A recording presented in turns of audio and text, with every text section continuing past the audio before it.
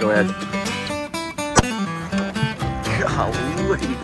He hit it in the head, and we had a good little blast, and I got hit good. I lifted up my shirt, and sure enough, I had a good puncture right in my stomach, right in my gut. And I did not like that, I'll tell you that right now.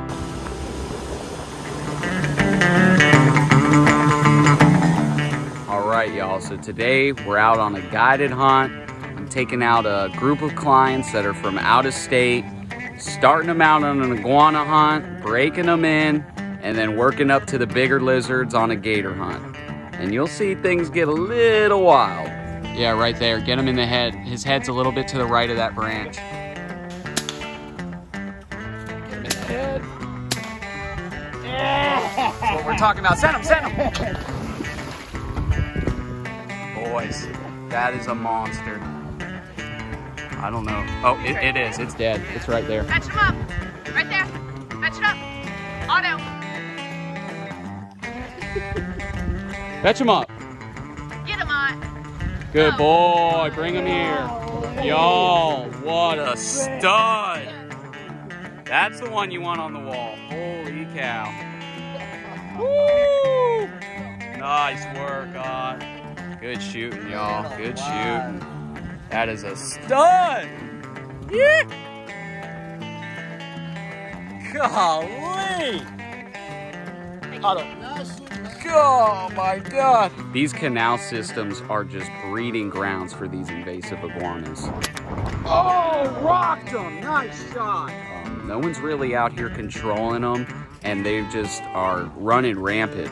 When we first started hunting these canals, you know, I go back and look at pictures and videos, and I'm blown away by, we'll just have a boat full of 40 absolute, 6-foot monsters. And when we first hit these areas, there was just so many big breeder males, and we really wiped them out.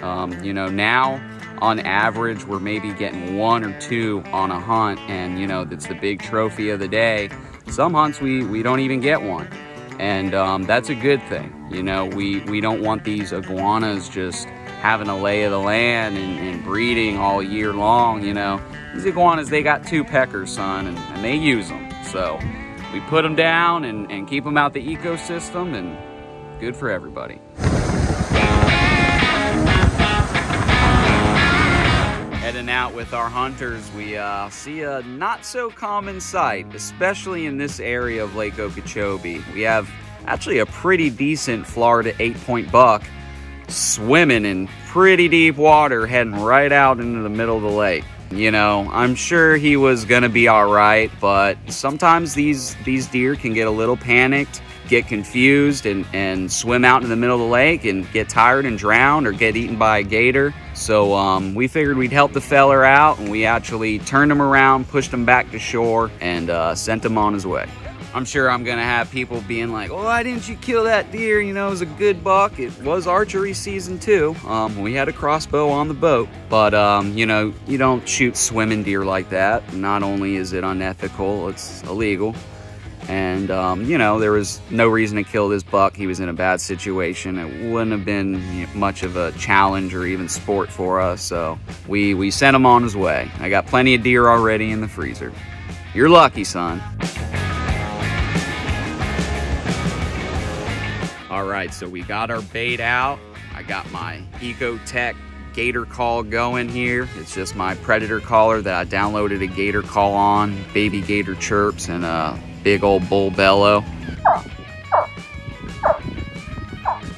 The reason we use the baby gator call is these gators are cannibalistic, and one of their favorite foods is baby gator.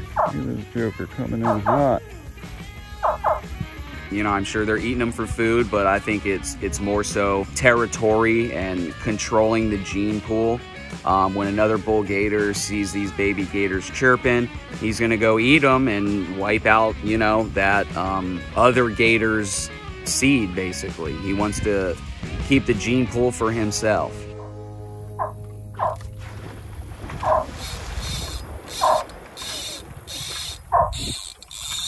Gotcha.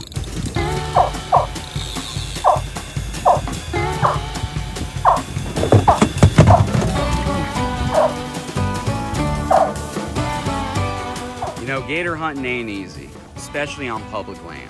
We gotta get these gators to swallow our bait or get a hook in them. You're not allowed to put a hook in your bait. And get them to the boat, get a crossbow in them, arrow, get a harpoon in them, and then bang stick them in the head. You can't just shoot them. So, you know, this whole time we're doing this, we just barely have the gator. While you're gator hunting on public land like this, you're always right on the verge of losing your gator. Always. Your hook in the gator is never past the barb. You just barely got them because their skin is so tough. At any moment, they could spit your bait and disappear, and they could roll and break all your lines. So it's, you know, definitely a situation you got to kind of finesse and be careful with and work as a team.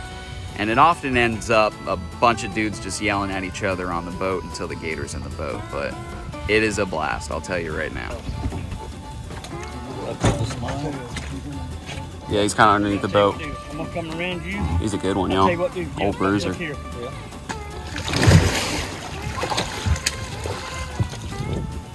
ready. Get ready. Get ready. Awesome. Nice, nice. You got him. Nice job. So once we got him to this point, now we're ready to euthanize this gator, and we do it with a bang stick. Essentially, the bang stick is you have a bullet on the end of the rod and a pressure plate to where when you push up against that, it hits a firing pin, fires the bullet forward, hopefully into the gator's head. And that's how we do that. You got to really hit it hard, make it count, and we like to do it when the gator's head is underwater. But that's easier said than done. The reason we do it with the gator's head underwater is because when you hit that bullet into his skull, and his skull's really thick, and you're right there by it, you could have shrapnel and usually pieces of skull come up and hit you. When it's underwater, you prevent that. When it's sometimes a little bit high or even above water, I've picked out pieces of bone out of my face and all kinds of stuff. Never anything serious, but you know, it may sting a little bit. Yeah, wait till you got a good shot.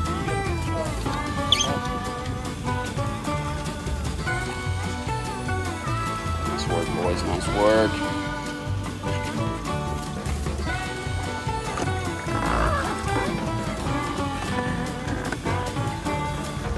Go ahead. Golly. I got smashed with stuff. Oh, I did too. Golly. Woo! Woo, son. You good? Unfortunately, the gator's head came up in that second for me saying, go ahead, and him actually doing it. The gator raised its head up high enough to where it was maybe an inch underwater, if that. And he hit it in the head. And we had a good little blast, you know, a couple of clients felt a little bit of bone hit them, and I got hit good. I immediately knew something was wrong. I lifted up my shirt, and sure enough, I had a good puncture right in my stomach, right in my gut, upper abdomen, and by the way I was bleeding in the hole, I knew I had something still in my body, and I did not like that, I'll tell you that right now, you know. I like to think of myself as being a pretty tough guy. I've had all kind of injuries. A lot of them I don't go to the hospital or nothing for. I deal with myself. And, you know, I'm no stranger to blood, pain, wounds, or anything like that. But the thought of that piece of metal or bone or whatever it may be still being inside my body, and when I'm moving, trying to tape up the gator, feeling it cut inside of me and hurt, it made me sick to my stomach. I actually had to go sit on the back of the boat for a little bit and let the boys finish taping up the gator and getting them in the boat, because old Trapper Mike was about to straight black out, son. Where's their gator trauma section? I knew I needed to go to the hospital, get an x-ray. I wasn't gonna be able to cut it out myself or anything like that, and I definitely needed to get it out. We got in the hospital, you know, I let them know what was going on. They were all like, what? Like, you were shot by a gator? You should have heard, it was like telephone. By the time it made its way through the hospital, everyone was talking about it.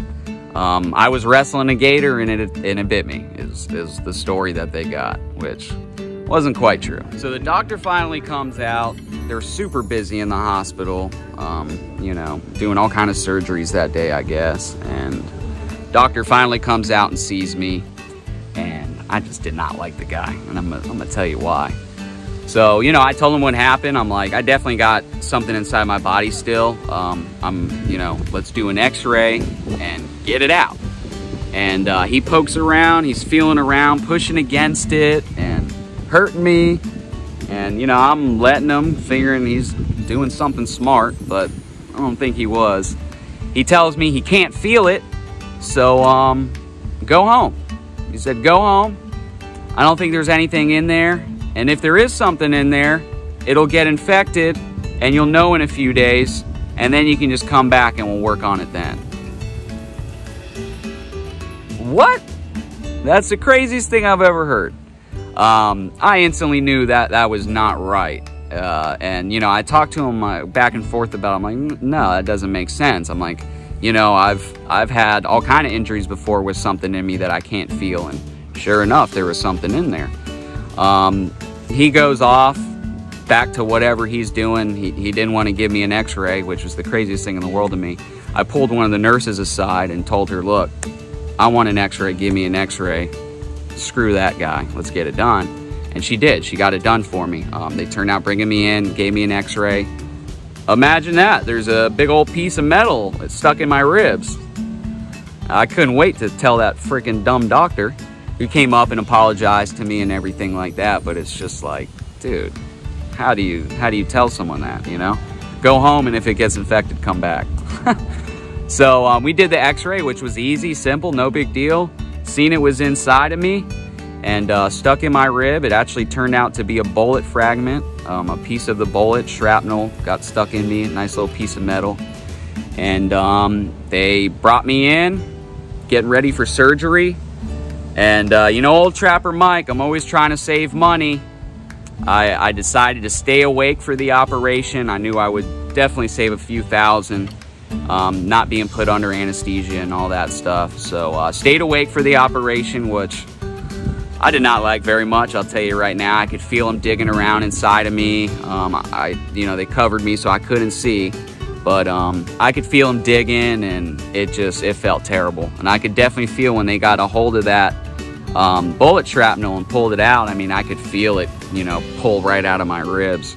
It was definitely a strange feeling. Looks like a piece of the casing. Golly. All right. Got it out. And it wasn't very easy for him either.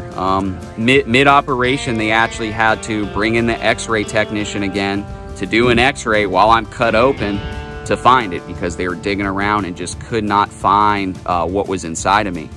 But thankfully they did get it, got the bullet fragment out, and I got to keep it as a little souvenir, which was kind of cool.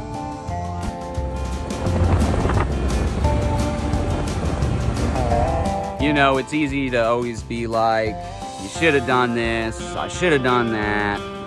You know, people always love telling me what I did wrong on the internet, and until you're in that situation, it's really hard to kind of pick it apart. And even with the gator's head being above water, chances of this happening aren't very common, very slim actually. It was really just a freak accident. Now, there are things we do to try to prevent it. And, you know, we did everything right that day. It was just a little bit higher in the water than it should have been. And definitely a learning experience for me. You know, like I said, I've been hit by bones and stuff before, but it was never anything to be like, oh, well, I need to be extra careful now. Which maybe I should have been. It's got a set on them. The following night, we did have to go out and we got to get that next gator. So I took him out on a local private ranch, and it was a beautiful night. You know, saw a bunch of really cool stuff. Did get him on a really good gator, 10 foot plus.